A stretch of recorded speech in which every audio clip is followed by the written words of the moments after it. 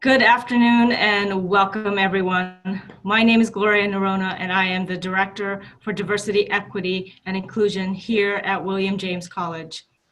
William James College is an institution and a community committed to the principles of excellence, fairness, and respect for all people. As part of this commitment, we have a responsibility to provide and sustain multiple cultures, to encourage scholarship and knowledge, and to demonstrate our commitment to fair and equal access to higher education. This event is in collaboration with our Center for Multicultural and Global Mental Health, which aims to be the preeminent academic, clinical training, and research center in promoting social justice and addressing mental health disparities amongst disfranchised populations in the United States and abroad. It gives me great joy today to introduce our moderator and our guest. Our guest today is Mr. Asim, who would like to be addressed as Jabari. Jabari is an accomplished poet, playwright, and writer. He has been described as one of the most influential African-American literary critics of his generation. Jabari has served as the editor-in-chief of Crisis Magazine, the NAACP's flagship journal of politics, culture, and ideas, and social issues. His writing has appeared in Essence, Salon, the Los Angeles Times, the Village Voice, the Hungry Mind Review, Emerge, and elsewhere. And he has also served as an editor at the Washington Post. He is the recipient of a Guggenheim Fellowship in Creative Arts and is the author of 10 books for children and 7 books for adults. His most recent works are Stop and Frisk, We Can't Breathe, A Children's Introduction to African-American History, and Brother Nat. Jabari lives in Boston, Massachusetts, where he is an associate professor and graduate program director in the Department of Writing, Literature, and Publishing at Emerson College.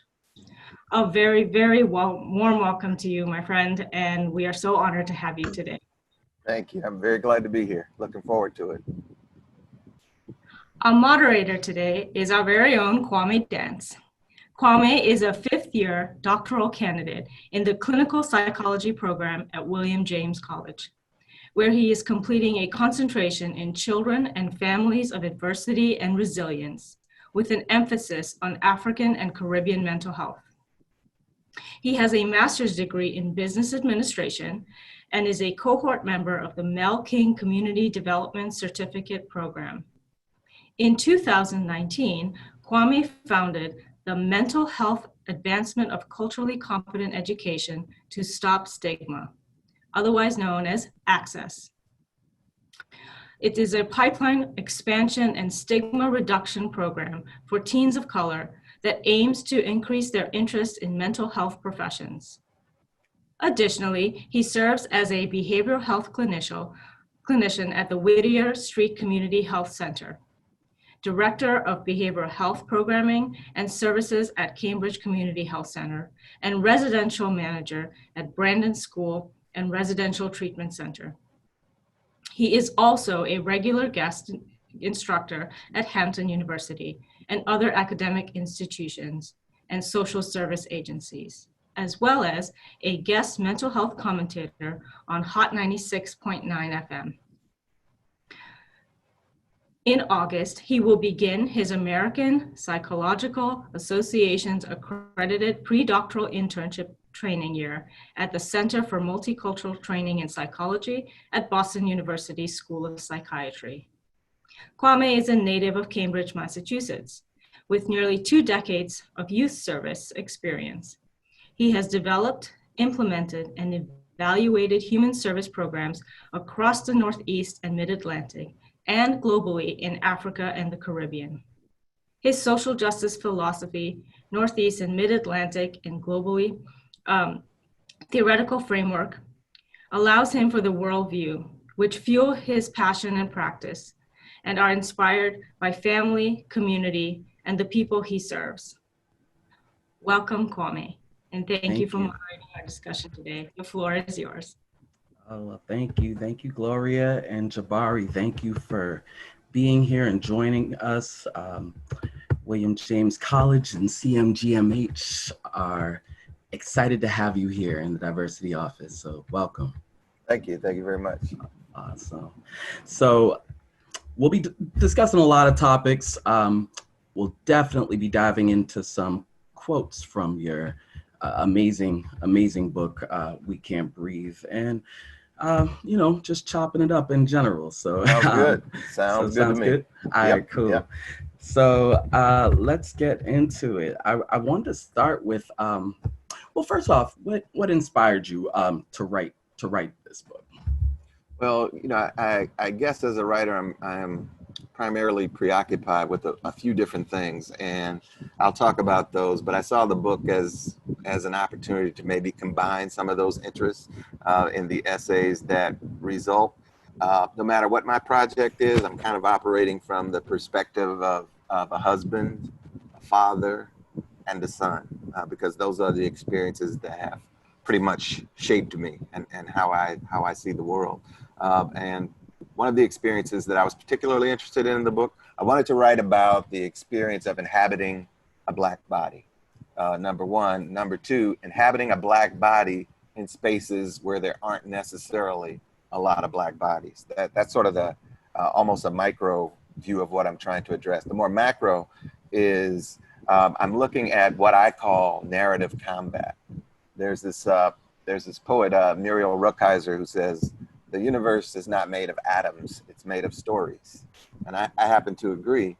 And I think that one of the things I'm particularly interested in is the clash of stories, right? So we have the tale told by the colonizer, we have the tale told by the colonized, and we often find that they radically differ, right? So one of the things that I'm always looking at is what the official story is. Say if I'm writing specifically about, let's say, police killings of unarmed Black people, which is something I've been writing about consistently for 20 years. Very little has changed within that time period. My first book for adults, Not Guilty, was published 20 years ago. And it was prompted by the killing of Amadou Diallo in 1999, when the Street Crimes Task Force in New York fired 41 shots at an unarmed Black man who was trying to pull out his wallet and show his ID. 19 of those shots landed and he died. Right. So one of the things I'm looking at is how do we record that narrative? How do we explain what happened? And so in incidents like that, narrative combat begins first with the police incident report, which in most of these instances turns out to be a tapestry of lies. The second part of that is the media.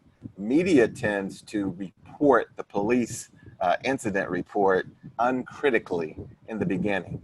We see this fairly recently with the police slaying of Breonna Taylor in Louisville. The initial narrative that came from the police was that her partner was a violent drug dealer and that he had instigated the violence, when in fact it was a no-knock warrant. They didn't identify themselves as police and they were in the wrong place. All of that came out later, right? So I'm always interested in that. Okay, here's the official story. What may be some other ways of looking at that story from other perspectives, either to dispute that story or confirm it, as the case may be. But in most instances, between the oppressors and the oppressed, there's a conflict there. And typically, oppression, the relationship to stories is they tend to get between the oppressed and their stories. They either challenge or distort those stories, or they co-opt those stories and claim ownership of them.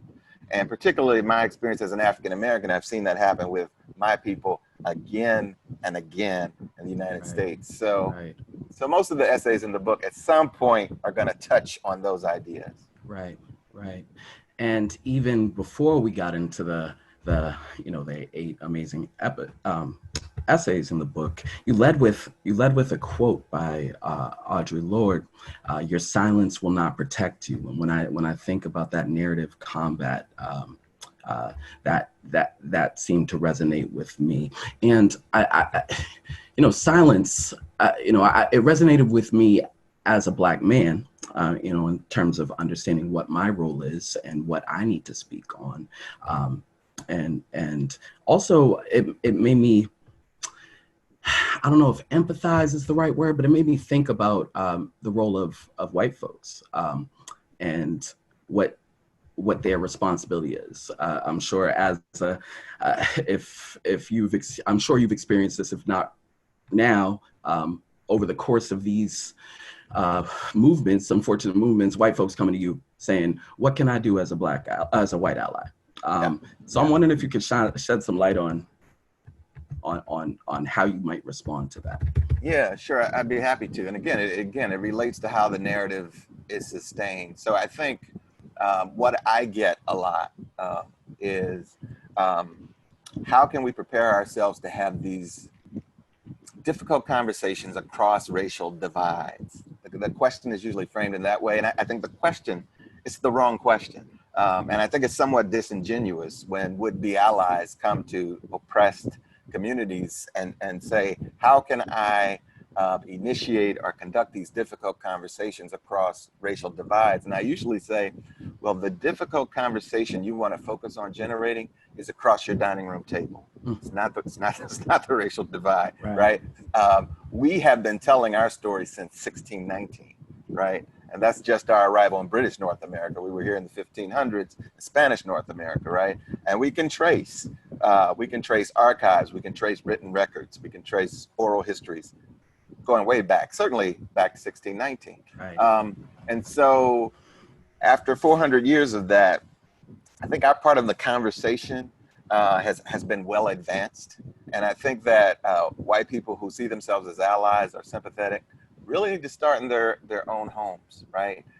One of the examples I always give is many times during the course of my adulthood, I've had white colleagues approach me after Thanksgiving and say, my grandmother's so racist. She says all these awful things. It was a real challenge.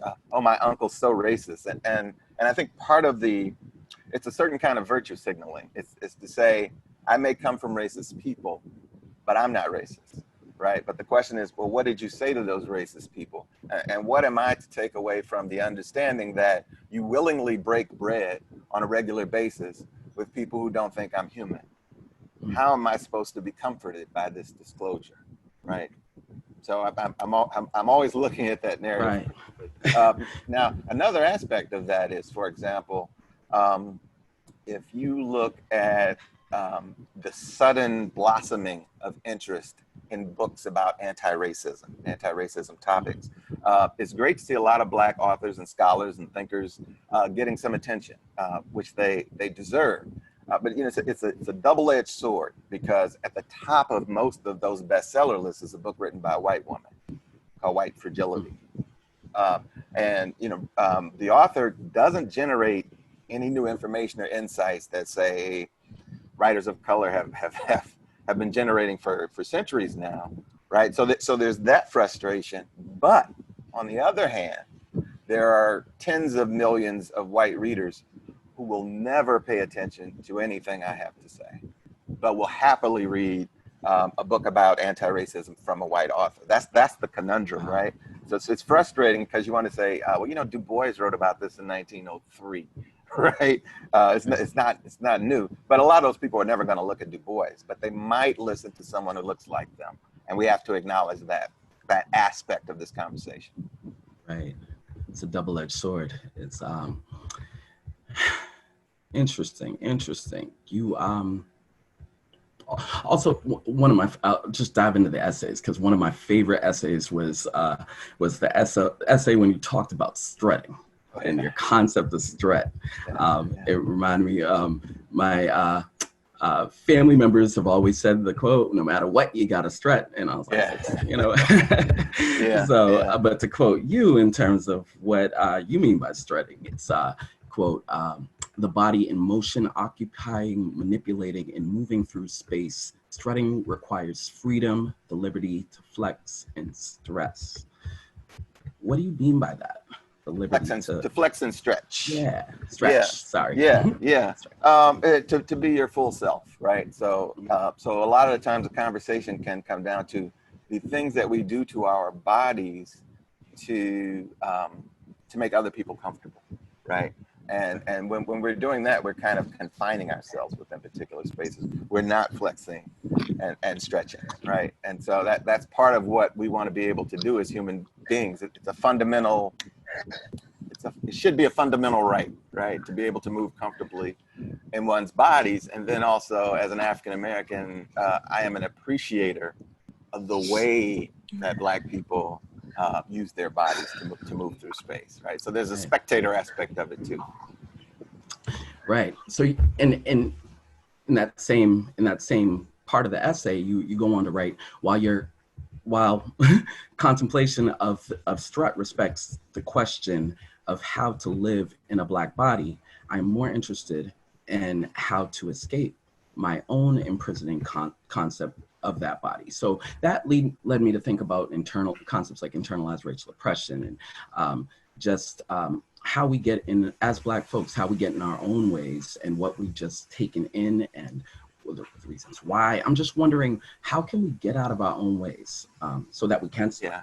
Well, first we have to call it, we have to identify it. So when I want to put on my critical hat, I want to start with myself, right? And I'm looking at the ways that I've internalized the white gaze. And that's one of the things I'm talking about in there. And, it's what we want to do is avoid generalizations there, right? Because we all have a different experience. We all have different ways of maybe responding to the policing aspect of the white gaze. And in my particular experience, I grew up in an inner city community in St. Louis.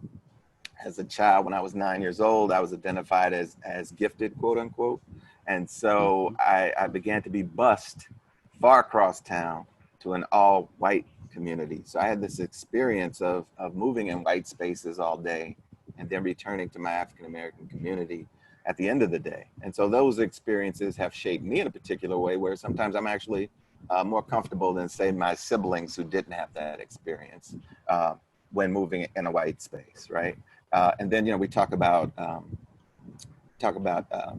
code switching, right? So we might have a particular kind of conversation. If you and I are co-workers in a predominantly white space and you come to my cubicle, we talk a little bit, our voices are going to change. Our lingo is going to change. But then when we leave that cubicle and go to the general meeting where there are lots of other colleagues, suddenly sometimes we begin to talk very differently, right? Yeah. Because and so it's a lot of effort involved in inhabiting these different selves in order to move through these spaces. And I don't pretend to have the solutions to how to solve those particular problems.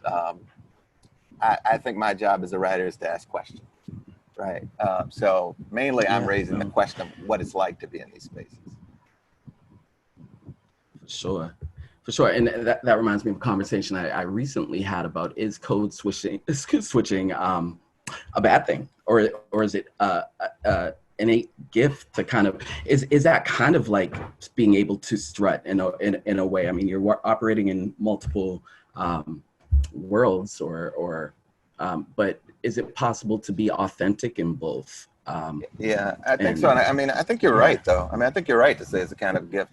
Because African American culture sort of depends on verbal dexterity, right? I guess one of the most obvious examples of that is rap, right? It's not body strutting, it's tongues strutting, right? And that's part of a manifestation of living in these spaces too. And when our ancestors were enslaved in these spaces, they had to know how to speak in two different tongues, right? In order to stay alive. It's absolutely necessary, right? At the same time, we do have people. I remember I was an editor at the Washington Post for 11 years, and I pretty much code switched all the time. I had a different voice for Black people, I had a different voice for white people, and I felt that's the way I had to move through that space. But I had two Black colleagues who did very well, were very successful there, and very noticeably did not code switch. They were the same all the time. And I really admired them, right? And I kind of wish that I'd had that freedom and that comfort.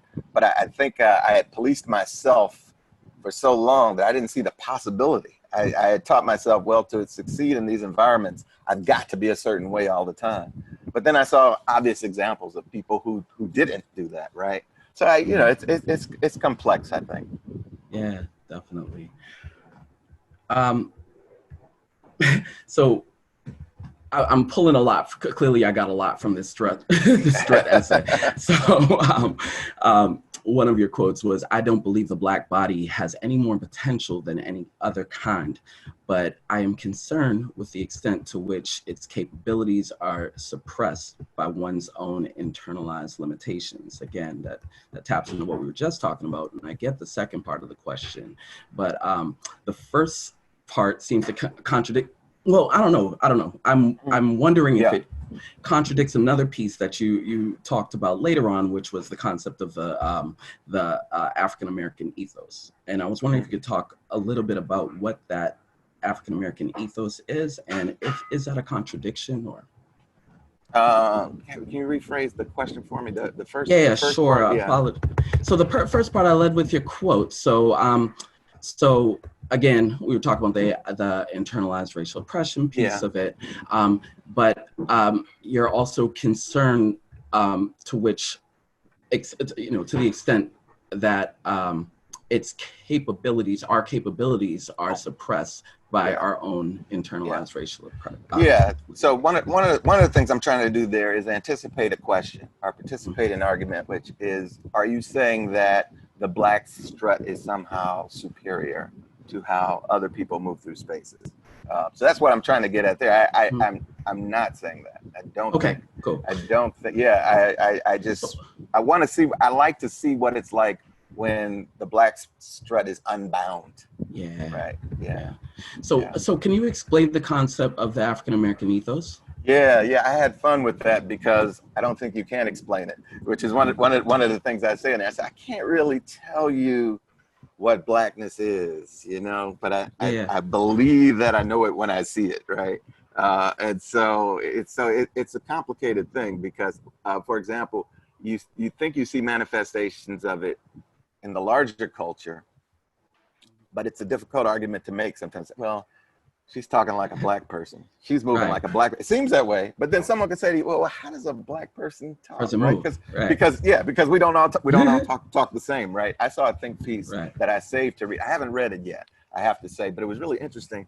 It was about the Asian American actress Awkwafina, and she has a particular kind of persona that it's charming, it's charismatic, but some people are saying, but is she simply imitating African Americans and her mannerisms and her speech? And then I know other people who aren't Black who do the same thing. And sometimes their defense is, well, I did grow up in a Black community, listening to Black music, watching Black athletes on TV. This and this. How could I not absorb some aspects of African American culture, right? And so I'm not entirely confident.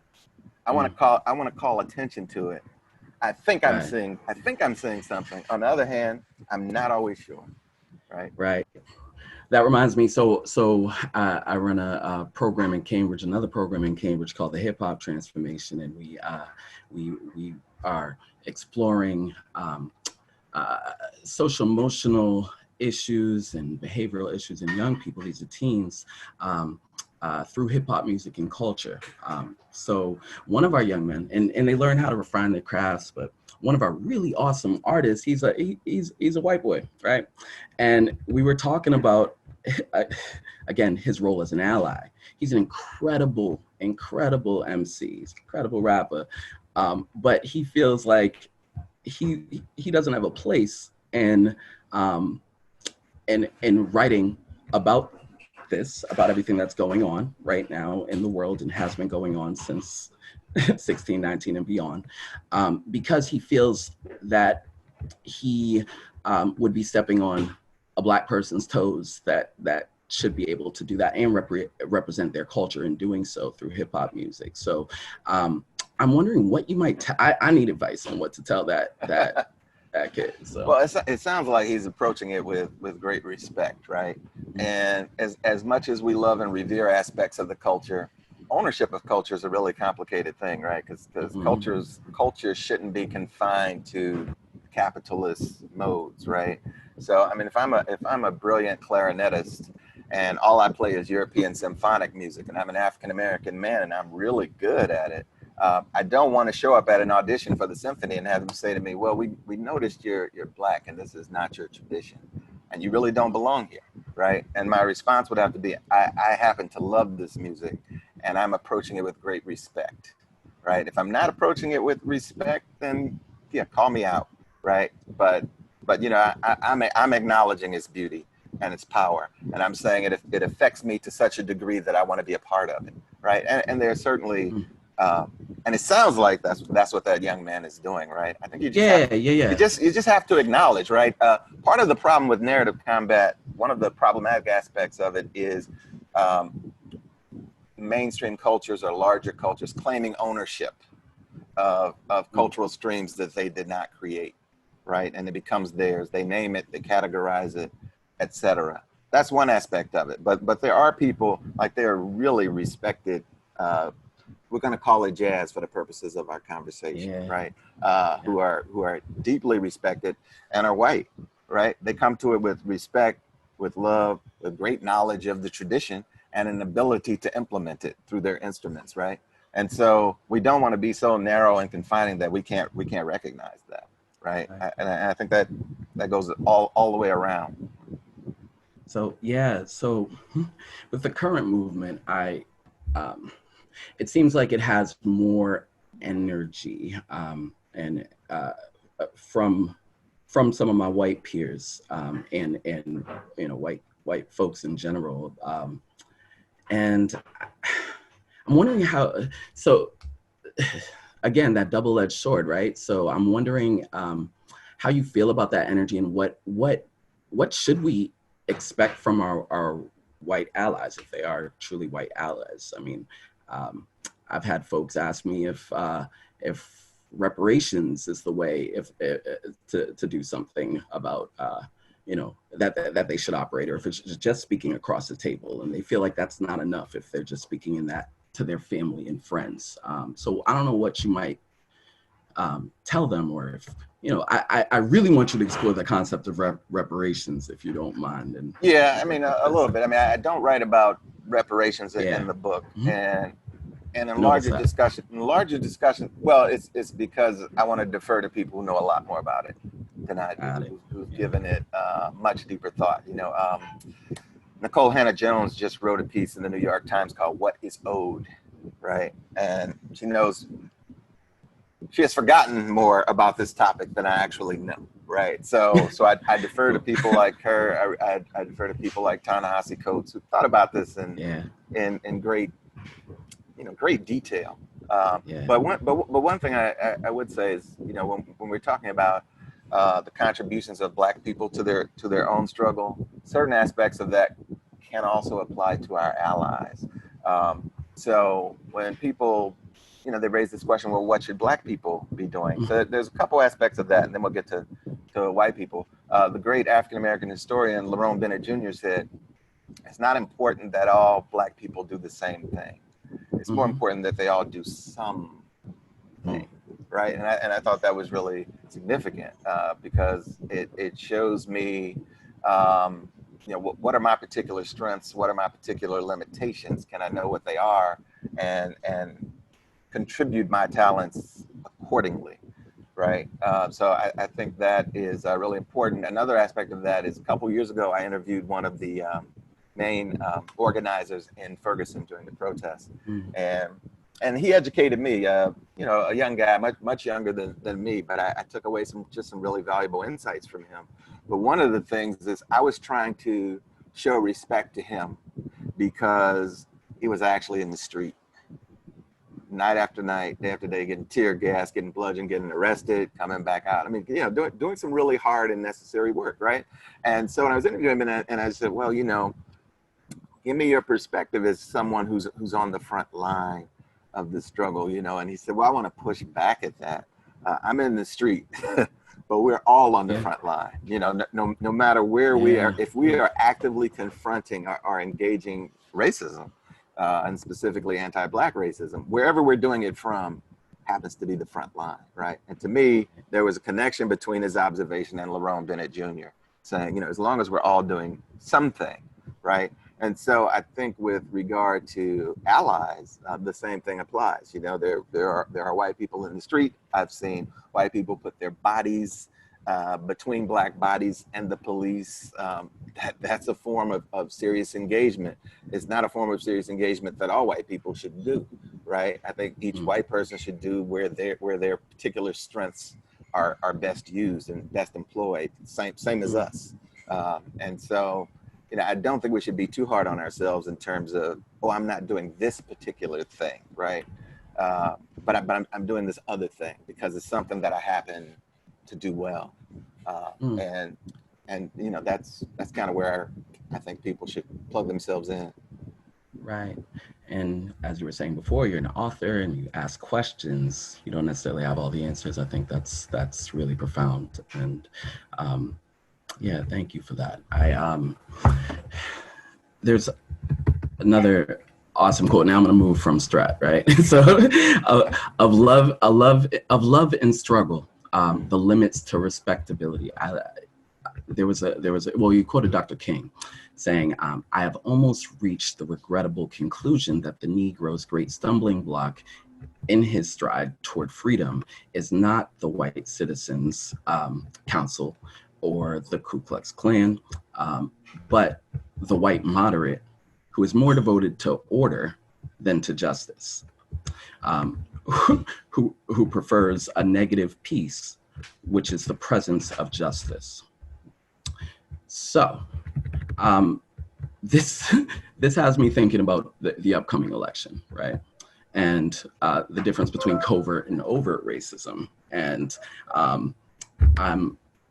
it's clear, I think you referred to President 45 as a racist demagogue. And so yeah. I'm pretty sure your political leanings are rather clear, or where you're leaning from, at least, is rather clear in your work. And I don't know, I wonder about, I'm trying to figure out what I should do in this election. I know a lot of other people are, and a lot of people aren't comfortable with the other candidates or the main candidate who is rather moderate. And what do you think Dr. King or you might think about, you know, that piece? Is it better to know what's against you, know the oppressor, or, you know, have this false, you know, hope in someone that's more moderate? Yeah, I don't know. I mean, I find the Democratic candidate underwhelming, but, you know, I'm taking my guidance from Angela Davis, right? Who's a genuine radical revolutionary who's voting for Biden. You know, she says, yeah, of course he's weak. Of course he's not truly progressive, but given the alternative, she doesn't have to think twice about voting for Biden. So I'm kind of taking her guidance there. And then there are other people who more specifically say, you know, if you just look at the number of federal judges that Trump has had the opportunity to appoint during this term, and that he'll have the opportunity to appoint next time, he'll also have the opportunity, quite likely, to fill vacancies that are likely to emerge on the Supreme Court. And just for that reason alone, you know, Biden's a better choice because, you know, he'll make different appointments. All of those appointments will not be ideal for Black people, Indigenous people, people of color. But it's a safe bet they are likely to be better choices than what Trump would come up with. Right. Good. So you kind of liken racism to a lot of, you use a lot of psychological terms, and William James College is a school for professional psychology. So I just want to raise a couple of those. So you use the term white insanity, and you use that's quote a phrase describing a specific psychosis deriving from a race-based lie. You talk about collective white hysteria, and I'm just wondering, do you see racism as a mental illness? I don't know. I mean, the short answer is I don't know. I would defer to you and your fellow psychologists, who devote a lot of time to this. Makes sense. I'm not a psychological expert. I guess I'm less concerned with what to call it than how to respond to it. And to call it out, to confront it, to address it. And that's why I use terms like collective white hysteria. I mean, it's pretty well documented, I think, in the historical record, the instances of that and the consequences of that for people like us. Another thing that I'm trying to do is, again, how the media often reports initially. The initial story is usually just a quoting of the police incident report. It's rarely an investigation of the actual circumstances. So I want to avoid doing that in my writing when I'm using phrases like white supremacists, right, or white supremacy. I don't use that phrase. I say delusional white supremacy because I always I don't ever want to get comfortable with even appearing to acknowledge that it's an actual thing where white people can be superior to other people, right? There can only be the delusion that they are. And so, I want to call that out. That's about as far as I can go in terms of psychological complexity. But again, I'm looking at myself, I'm looking at the degree that I'm digesting this language, right? Or digesting these narratives. And sometimes we accept these pre-established contexts and then we try to work from within them. And I'm saying maybe take a step back and even look at the context, right? Maybe just circle it, just circle whatever the object is and look at it from all sides and see, is that really the language even that we want to begin the conversation with?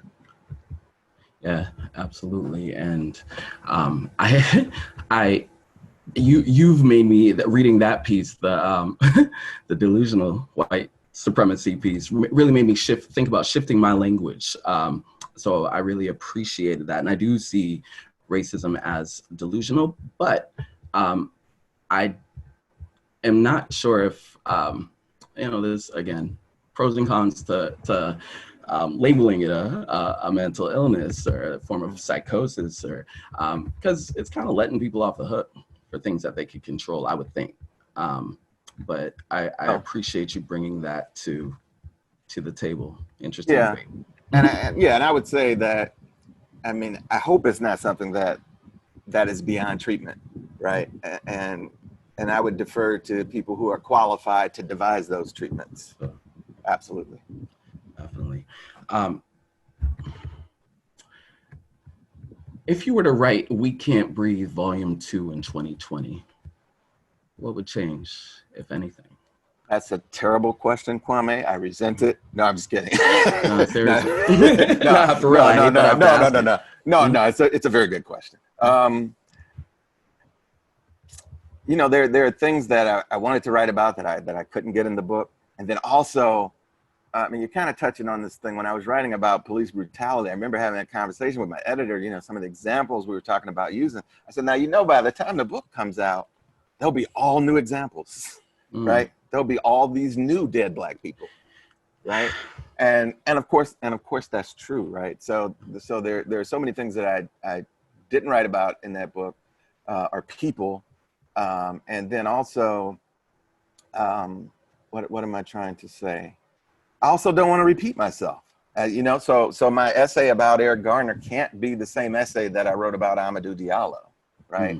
So if I were writing an essay about Breonna Taylor, there are already new developments that I would have to consider, like the whole movement to defund the police, right? Which I don't discuss in this book, but it would be incomplete if I didn't discuss it if I were writing about it now, So it's when you write that kind of book, sometimes you want to be writing off the headlines. You really want to be current with what's happening now, but also you want to take the long view and you want to write about. I mean, for me, there's no God higher than history. So I always want to go backwards too. And I want to always draw a connection between what happened before and what's happening now. So I'm working on a new book of essays now. It's really early in the process, but one of the things I'm looking at is some of those early voices of dissent that came out of the African American community. What were they addressing? What were they up against? And what can we take from people like Frederick Douglass and Ida B. Wells and apply it to this current situation? There's this notion of timeless wisdom, and I sort of want to test that and embrace it at the same time. Yeah, and you talk a lot about, I mean, we've been talking about it, but owning our narrative, but that requires knowing what came before us. And that's, I think, I was fortunate. I grew up in a relatively progressive city, Cambridge, or, we have our issues, but, with parents that were, would often instill, Black pride and teach me the history. And I worry that my generation isn't doing an adequate job of doing the same, passing on our narratives to our children. And I'm wondering, what do you think, when is it too early to start talking about race and racism with young people? Yeah. I've actually, I've written a couple pieces on this. I guess the first one was in the New York Times, and it was about, a couple years ago, but it was about children's books that deal fairly directly with race and racism. And should children have the opportunity to read those? Is it too much? So a couple things there. Just as an observer of the children's book publishing industry, there is definitely a movement toward giving the children the facts as early as possible. That is definitely the trend right now among children's book writers. They're not holding back very much. And these are books that, your child can be 2 years old and being read to. Your child can be 6 years old and doing the reading themselves. I mean, they're really hitting them at different levels. And I think I always, in these instances, defer to the individual choices of parents, right? I want them to have the options, right? So my last children's book has Trayvon Martin in it. Trayvon Martin might be too much for some people's children. I respect that. Don't read them that section, right? But I want you to have the option and determine what's useful for you. The analogy I always use is that years ago, there was this movie called Serafina, which was based on this South African play, and these beautiful Black school children. And at some point in the movie, they get tortured, right? Because they're freedom fighters. And I had a good friend call me and say, I just saw Serafina. I know you're thinking about taking your boys to see it. Don't do it. It's too much. It's too intense. Right. And, I respected him and I listened to him. And I said, thank you for sharing that. And, I hung up and then we went to see Serafina. Right. Because I thought my sons could handle it because, they grew up in a household similar to the household you grew up in. They'd sort of been prepared. Right. It wasn't a shock. They knew about racism. They knew about violent oppression. They knew about lynching. And also they were of an age where they had to leave the house sometimes. Right. So I think that's a factor, too. If you don't prepare your child, then maybe something is going to happen on the street with a policeman or someone following them through a store, or the common conditions that we confront. And you have to think about that too. If my children are old enough to run around without me, it might be prudent to safeguard them with as much as you can with some information, right? But at the same time, I think it's an individual choice. Right, got you. Thank you. We are going to move shortly into just fielding some questions from the chat. So feel free to ask some questions in the chat. I've seen some great ones pop up. I want to jump back to something that you said earlier, which was kind of how your schooling was handled once you were deemed to be an educated young Black man getting moved out to those white schools that would teach you how to learn a particular way. So I want to know what that experience was like, but also about going back to your community and how you might have been received or not received in both. And it popped up because we were talking about, somebody in the chat was talking about the METCO program and some of the, you know, it was well intended, but the limitations with that. So I was wondering what your experience was like. Yeah, well, I like that phrase, well intended, but limitations. There were enormous benefits to me being in this program. I hadn't been challenged in school before. School through fourth grade had been almost a waste of time, except for the socializing aspect of it. That's what was really valuable to me those first few years, learning how to behave, you know, in the company of other children. Beyond my siblings, I'm one of 6 children. But then once I left there, I was challenged academically for the first time. And I was fortunate to rise to that challenge, but it was really enriching to be subject to rigorous material. That's the good side of it. The bad side of it, we talk about this now on Facebook, people who are in the same program with me. One of the songs that we sang in music class in this 90% white environment, I can't remember the name of the song, but it goes like, gonna jump down, turn around, pick a bale of cotton, gonna jump down, turn. And we used to just sing that just innocently. We had to sing, I Wish I Wasn't Dixie. You know, really horrible, racist songs that, you know, we're undermining, right? So, I mean, it was great that I was in a state-of-the-art chemistry lab with access to, you know, all these wonderful resources that my other school didn't have.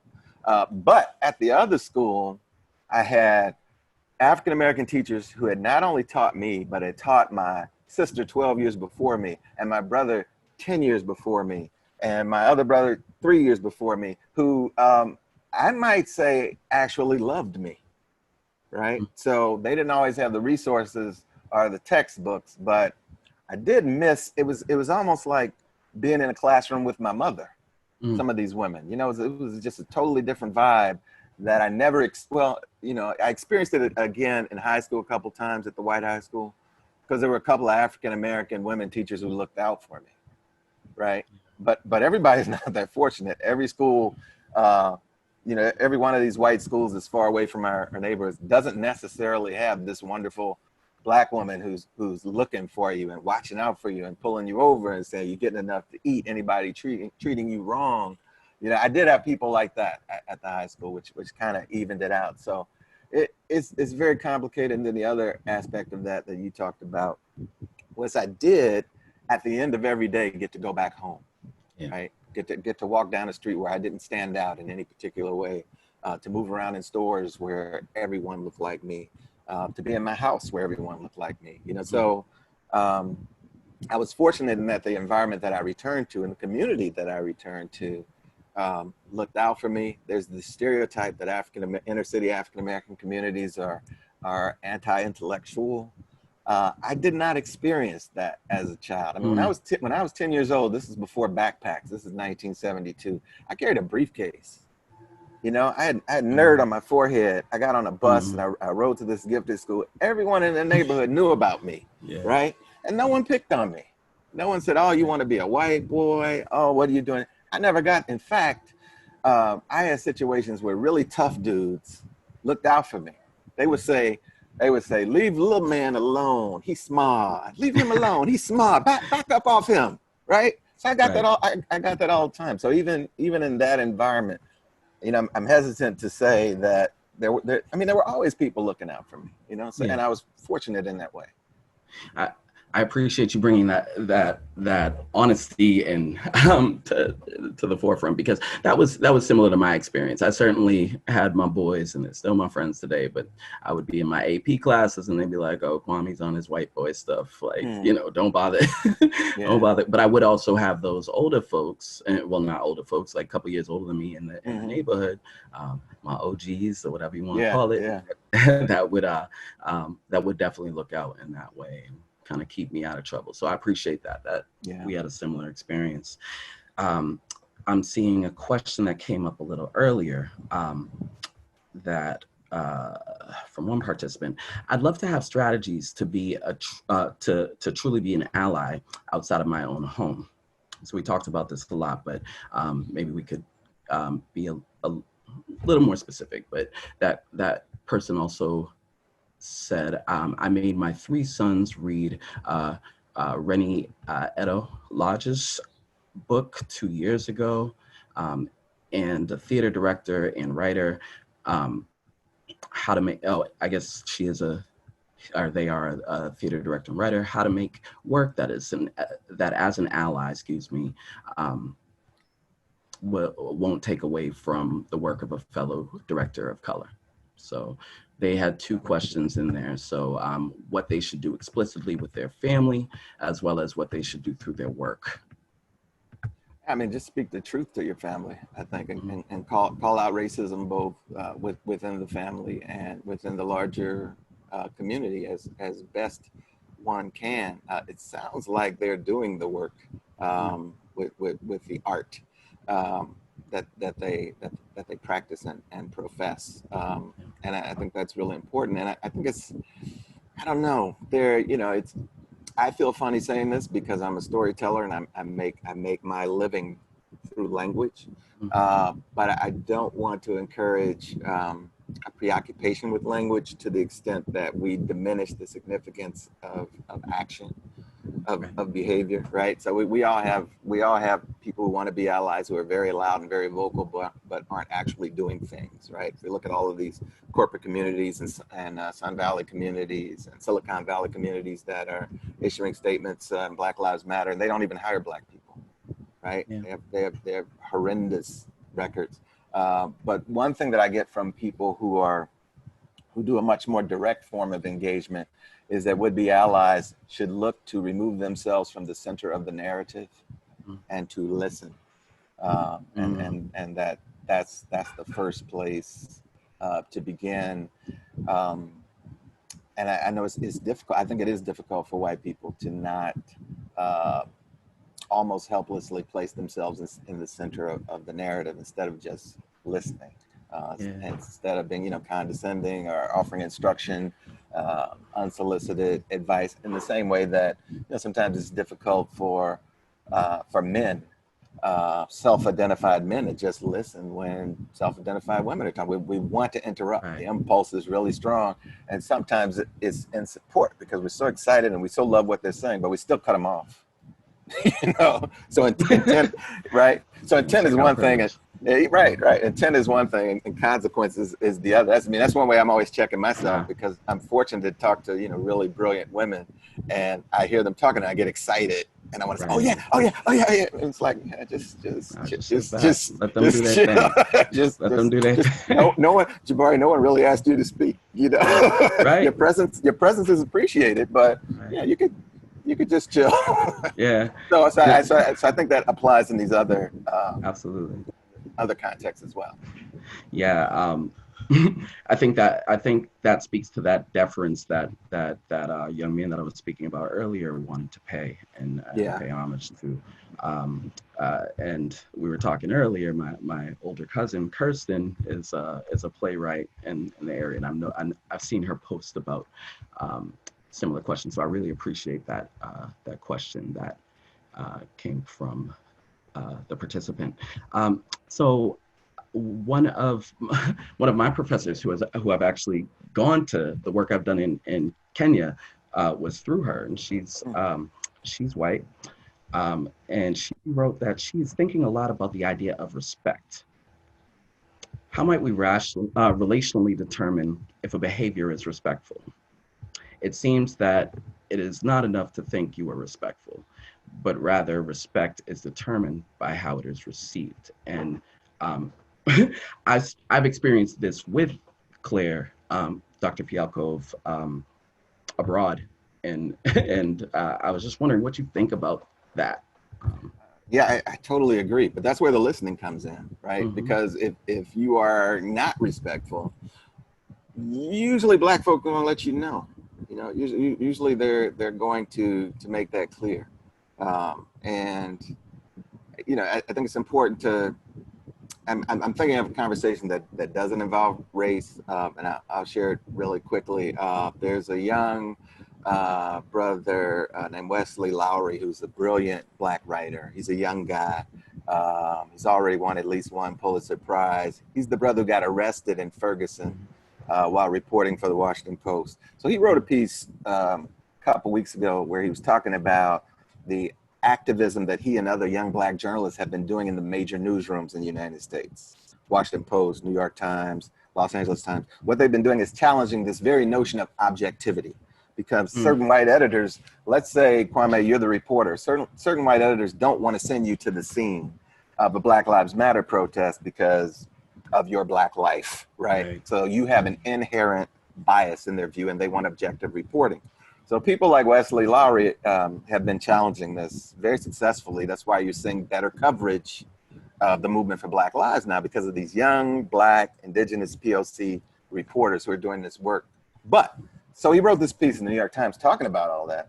And then several journalists, the generation ahead of me even, who are older, they responded to the piece. They thought he was being very disrespectful, that he had dismissed their struggle, the work that they had done before him. I thought he was very disrespectful. And I respectfully disagree. You know, I thought he paid tribute to them and then said, here's what we young people are doing. Here's why it's important to us. I thought he put it in context. I don't think he was disrespectful. But to me, that kind of really illustrated how fragile this idea of respect is that your professor talked about. I totally feel it, and I worry about it myself. Anytime I'm commenting on something that's sort of out of my normal area, I want to appear to be treading lightly and with respect. But I'm going to get that. I know I'm going to get that feedback, right? So thank you. We did talk about this earlier, but a question came through about your opinion on reparations. And I think we were speaking more broadly earlier. So they were just asking what is your opinion on reparations for? Well, I tell you, my opinion is evolving. I say about 20 years ago, I didn't even entertain conversations about it. I thought it was so unlikely. I thought it would never happen. I thought I have limited energy. Let me devote my energy to these little things that I think, you know, are possible. That's changing. I don't know. I still don't know if I think it's possible. I still don't know. But I have been educated in ways, just in terms of thinking about it and addressing it. My primary stumbling block is I never want to be that person who underestimates the extent and the power and the durability of anti-Black racism, which I think is I think it's one of the most powerful forces in our society, and that for reparations to actually happen, we have to get support from a majority of white people. And I argue that we don't have the support of a majority of white people, not just on reparations, but on civil rights and human rights in general. I think that's still an uphill climb.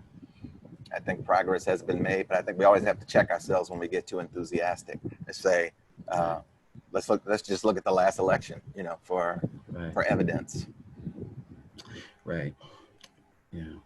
Well, I'll make a plug in case there are any decision makers in the in our participant pool. I think a great reparation would be forgiving all student loans for ancestors of slaves. Wow. But that's a little selfish, but maybe not. No, that's. But please feel free to bring that to your collective tables. This is another idea. That's an excellent idea. Yeah. Another comment, but this resonates with me a lot. I played college football at a pretty prestigious and pretty racist college, and this person commented that they have 3 Black young men, young sons. They are very educated, and people always think they went to college for sport and not academics. How can this parent support their kids, or what do you think about that? I don't know what the solution to that is. I mean, I acknowledge that it's a problem. No one's going to mistake me for an athlete. But I got that all the time, that I must be in college on an athlete. I was like, what sport would that be? You know, so I don't know. It's a widespread and deeply entrenched racist misconception, and I'm not sure that I have the solution for how to.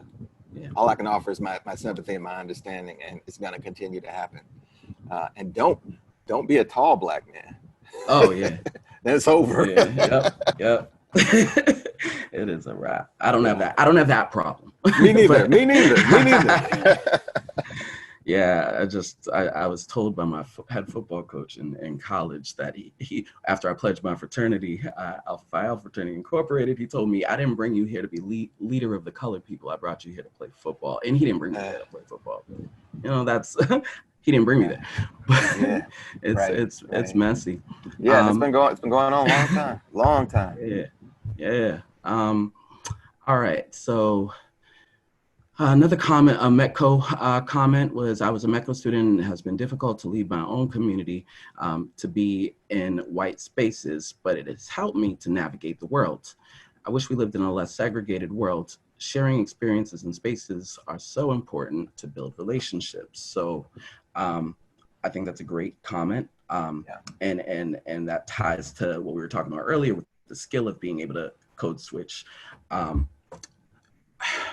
I guess, what do you think about just segregation in general? I mean, one school of thought is segregation isn't the worst thing in the world if there's equity. So I'm just wondering what your opinions are on that person's comment and what I post. Yeah, I mean, I think desegregation is a good idea. But I think that what Black people have to be wary of is when desegregation results in the destruction of our own economic infrastructure, Black-owned businesses, for example.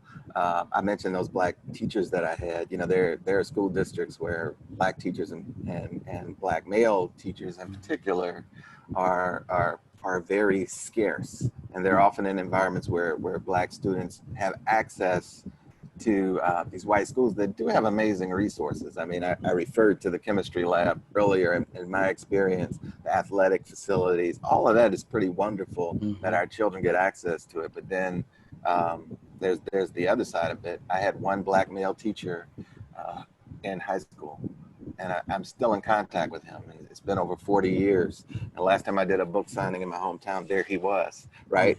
So you can form these bonds, but think of the enormous burden on him to be that Black uncle, that Black father figure for every Black male who is sprinkled throughout this, you know, this white community. So, you know, there's good and there's bad.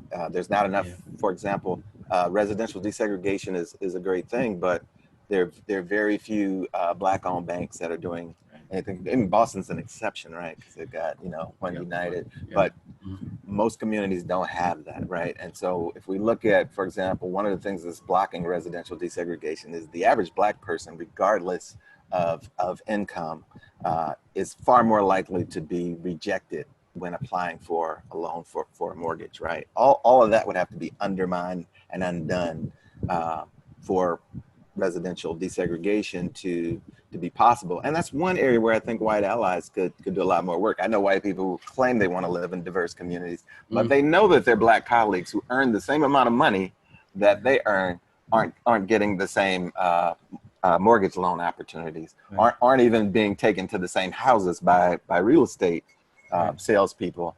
And they're not doing anything about that. They're not saying anything about that. They're saying it would be great to live in a diverse community, but you're not addressing that bank. You're not that loan institution. You're not saying anything. You're quietly depositing your money and cashing your checks and living in your unearned advantage. Right.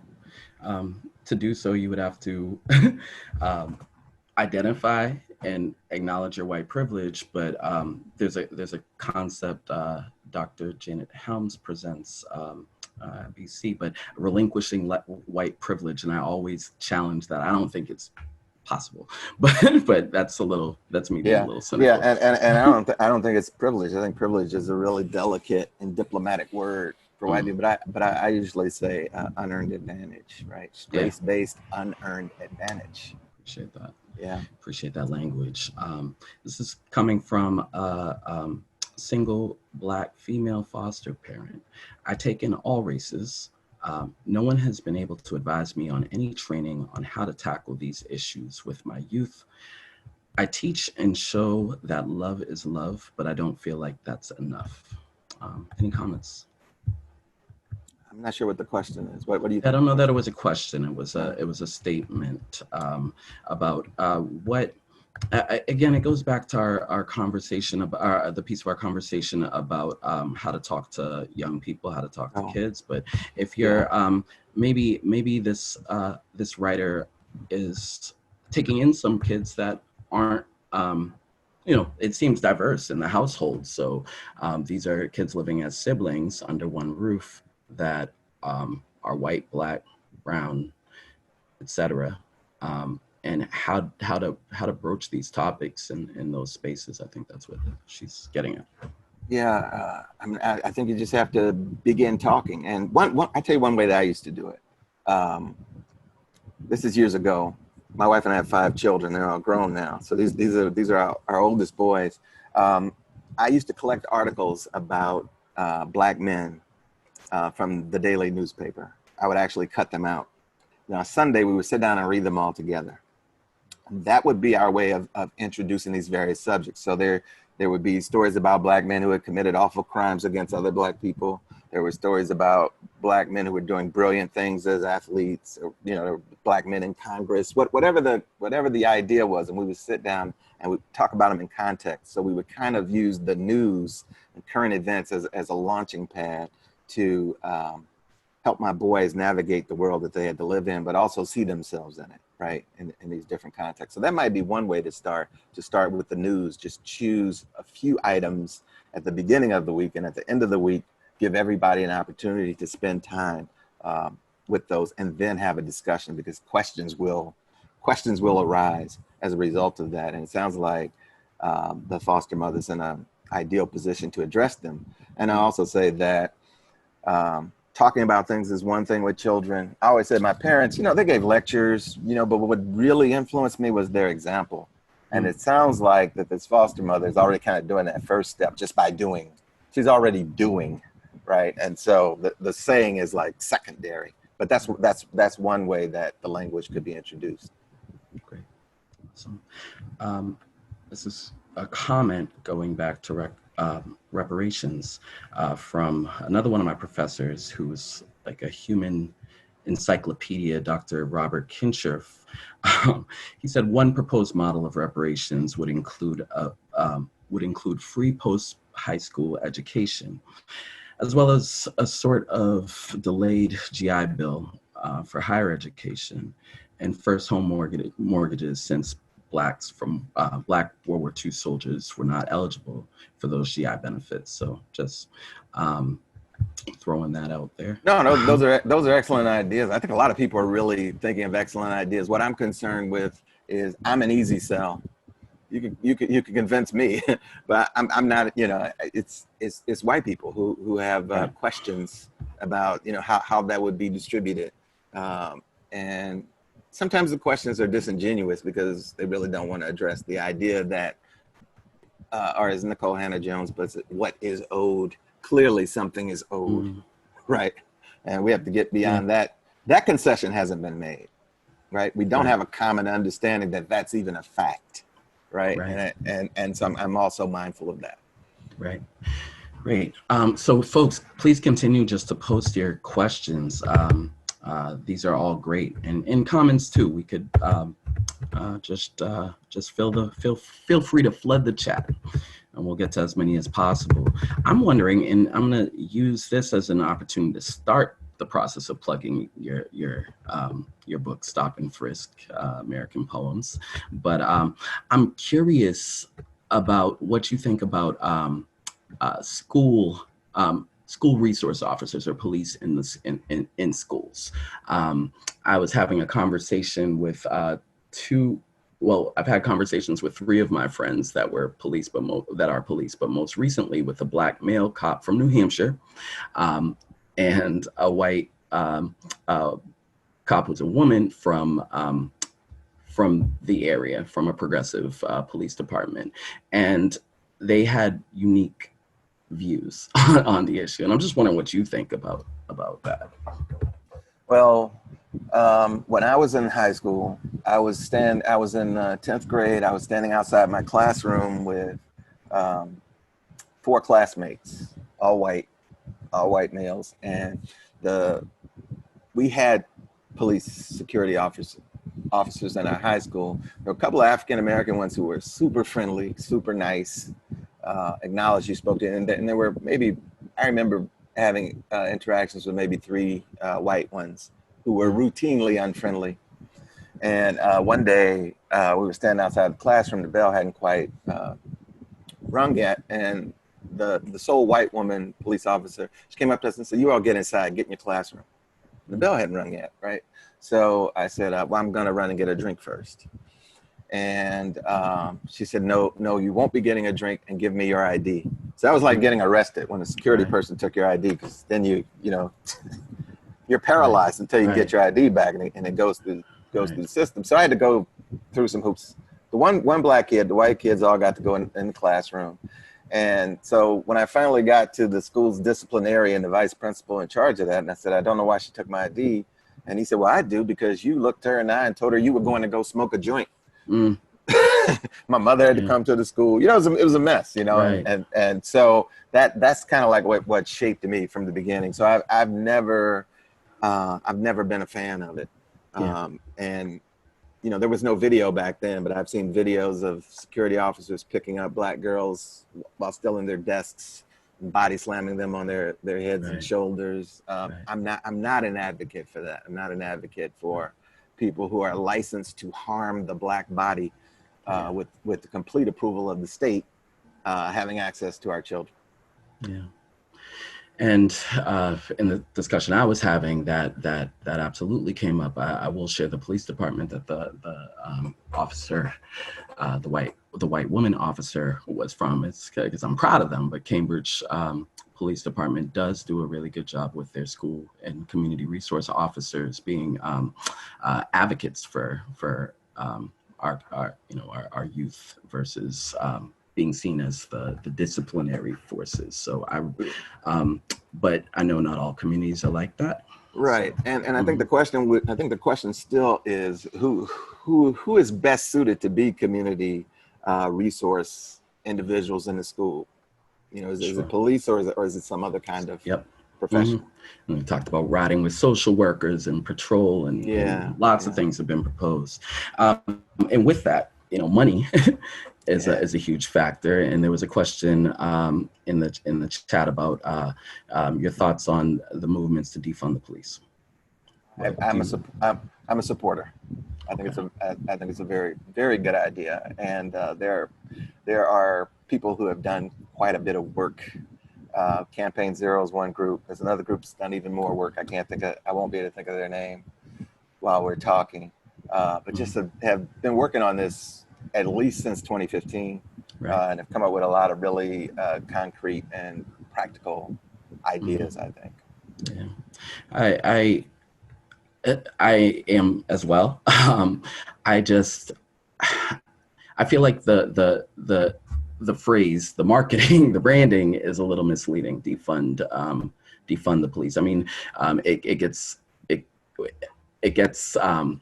I guess reported as like the abolishment of police, and that's important too in some communities, but I said, in others it's not. So and I think abolition of police is a serious question that must be taken seriously. I'm not opposed to it, but I think that the people who are advocating that have to anticipate the question of what will they be replaced with.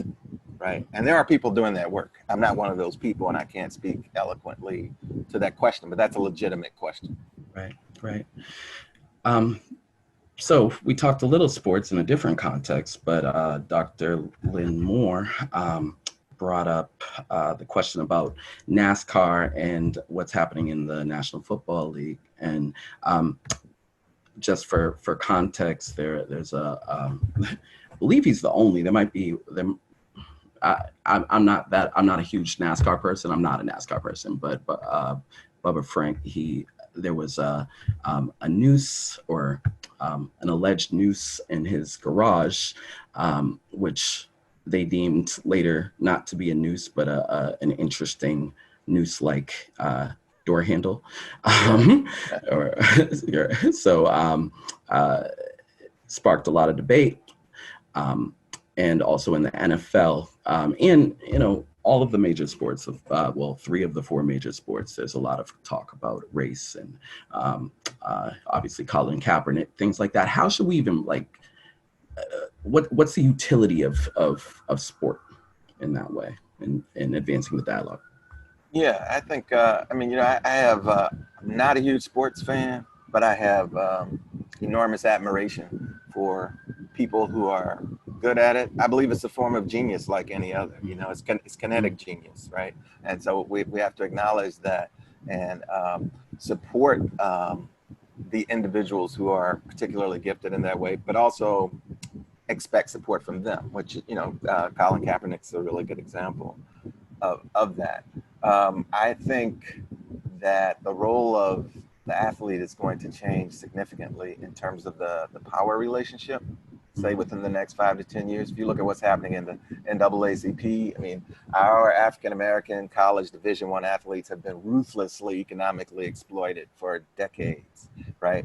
But these new young athletes, I mean, they're a different breed, and they're upfront with their activism, and they're already producing measurable change. But the relationship between the NAACP and the economic exploitation of these athletes, they can sell a star athlete's jersey and make millions. The athlete gets none of that, right? And so I think it's important to keep a lot of attention on that. I think what's happening with the the racist nickname in Washington, D.C. is interesting, but it's one of many, right? No one's talking about the Cleveland Indians or the Kansas City Chiefs, and all these things have to be critically examined. But sport, I mean, we're in Boston, right?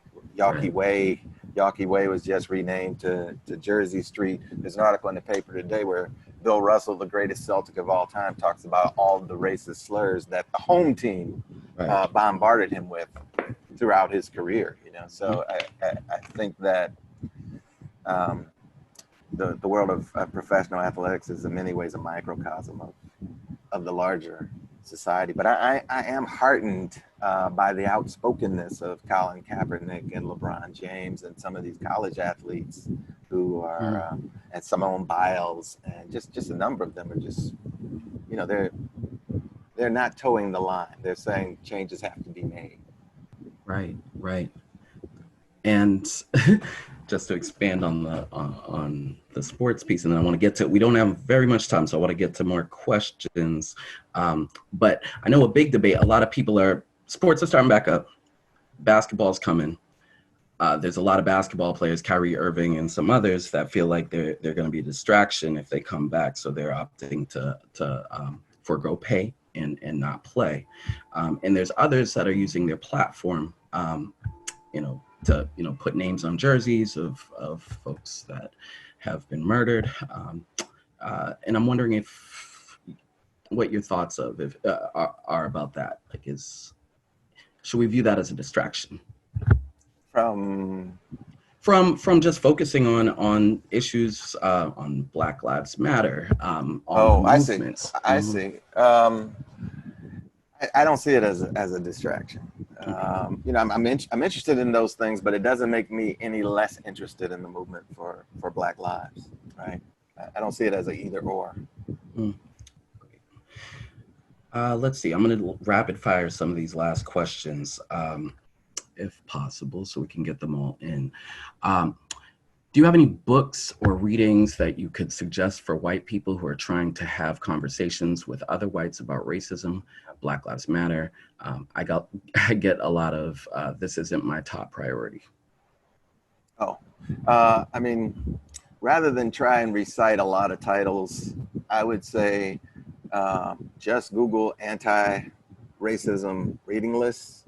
There are about a dozen in circulation, social media right now, that name a number of books. My books are on a lot of those lists. Ibram Kendi's books are on those lists. Just a number of writers who've been kind of addressing these things for a long time, and they will pop right up. And any of those books are good places to start. Mhm. And thank you. And a little earlier, if you want to scroll up in the chat, there were several children's books that were identified from Namal De Silva, who was one of the participants at around the 118 time point. So thank you for that. So if you need some children's books, go up there. There were, oh wow. Somebody said White Fragility is a good resource. Mm-hmm. I'm wondering what you think about that. I think it's a good resource for white people. Mm. I don't think it tells people of color anything they don't already know.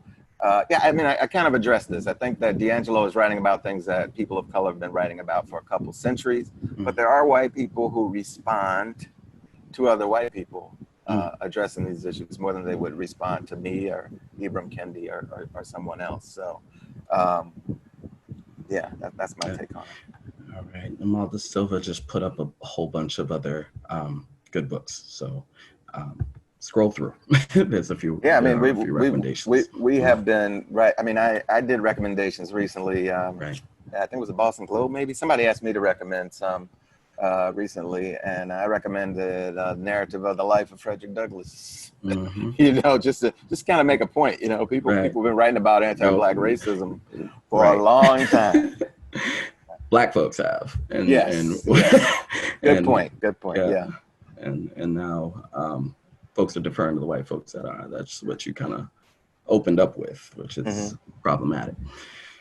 Let's see. What do we have? I apologize if I'm not seeing the comments or the questions pop up right away. Feel free to, if you've written a question and it hasn't been touched on, feel free to put it back in the chat, and we'll try to do our best.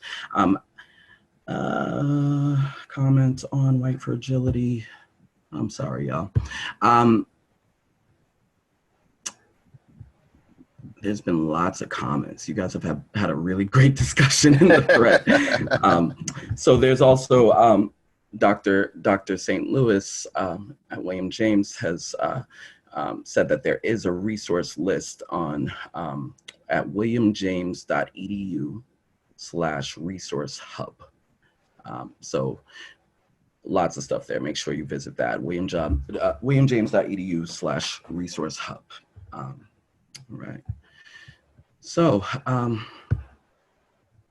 Jabari, I'd love for you to just talk about the concept of your Stop and Frisk American Poems book, because I know you can't give us too much, but yeah, I mean, I look at it like a concept album, you know, like Marvin Gaye's "What's Going On" album from 1970, and let me see, so I just backtrack a little bit and say that my first publications as a writer were all poems. I came into nonfiction and fiction writing later. My focus was on poetry, but then I started publishing books in these other genres, nonfiction, fiction, children's books. So Stop and Frisk is an opportunity for me to return to my first love. And in my mind, it kind of completes a trilogy of social justice books that I've written. The first was Not Guilty, which came out in 2001. The second is We Can't Breathe. And the third is Stop and Frisk. They're all in some way addressing social justice aspects, particularly the militarization of police presence in African-American communities, the policing of the Black body. And so in Stop and Frisk, I'm doing it in poetic form, but I'm also doing mostly dramatic monologues. So in the poems where there is an I speaking, the I is not me. I'm inhabiting the voices of other characters and their particular experiences. And nearly every poem in the book was prompted by an incident. For example, I have a poem about the Arizona State woman professor, video, policeman body slammed her at an intersection for stepping outside of the crosswalk. Right, I wrote a poem about that. There was another one where a policeman stops a 57-year-old Black grandmother on a median of a freeway and punches her 7 times in the face. She had committed no crime. So, just incidents like that, I'm responding to them in poetic form. In most instances, I am trying to inhabit the body of the person who's undergoing this persecution. Not all of them, but quite a few of them. I have a poem about a man who was arrested for sleeping on the subway in New York, was brutally arrested, I should say. Poems. I have a lot of poems like that. People who are, stopping for directions and they end up being physically broken as a result of their experience. That's awesome. We will make sure to check it out. And Dr. St. Louis, would you be able to share the screen? Because we want you to check it. We want you to go through the link. I think she shared it once. Yep. Yeah, just show it one more time. There we go. So it's www.bloomsdayliterary.com/Jabari Asim. So we're going to get it there.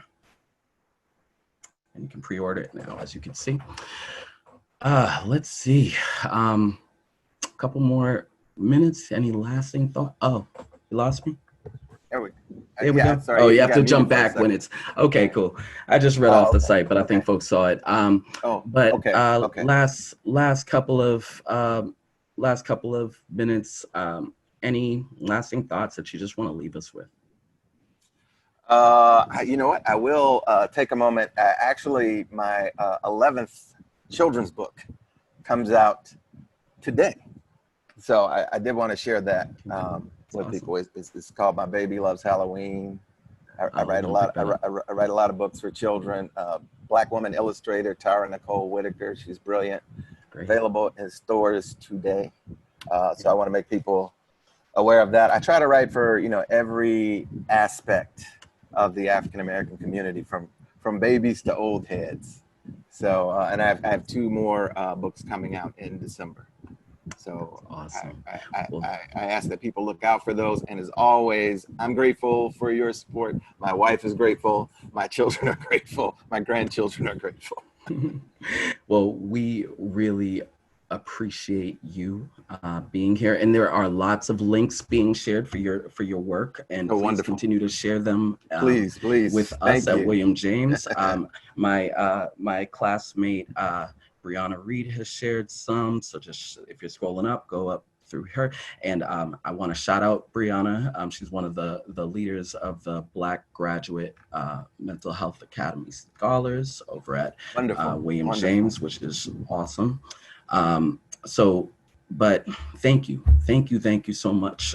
This was a pleasure for me to interview you, and I'm already seeing tons of comments about how much this was helpful to folks. I know people are gonna pick up and recommend your work, this was a blessing. I really appreciate you, brother. Thank you. Oh, it was a pleasure. Thank you for your wonderful conversation, your very good questions, and your astute reading of the book. I am grateful for that. So thank you to Jemima and Gloria and yourself for making this happen. All right. Well, everybody be safe, be well, and we at William James appreciate you all for coming out. And I think a message to walk away with is do something. Yeah. We can't be silent. We cannot be silent, and just do something to advance the cause. So amen. Amen. Take care. All right.